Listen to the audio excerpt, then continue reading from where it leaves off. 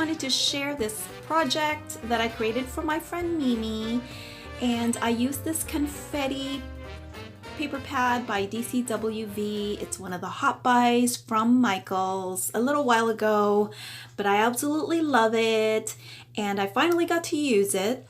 So I want to show you my banner here. I created a shaker banner and I basically just used one of the cut aparts from the paper pad, and I created a frame and then used my sewing machine to create a shaker in the middle. And I used a photo sleeve actually, which I'm showing you right here, and this is from Snap, which is Simple Stories, I believe. Here it is. And it's a 3x4 photo flip sleeve. And I filled that sleeve up with sequins and I basically put it behind the little frame that I made, and I stitched using some gold thread.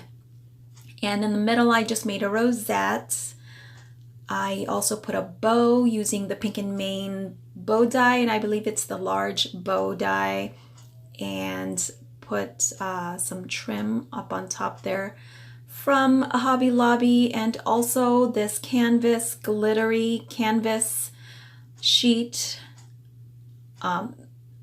behind, sorry.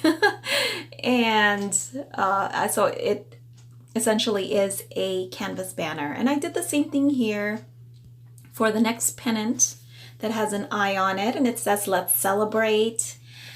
And I already gave this to my friend Mimi, so I hope that she already opened her gifts and I hope she likes it. And I basically made each banner practically the same. I varied the sequence mix a little bit just to match the paper that I'm using for each pennant. And then I also strung it with some eyelash trim from Hobby Lobby.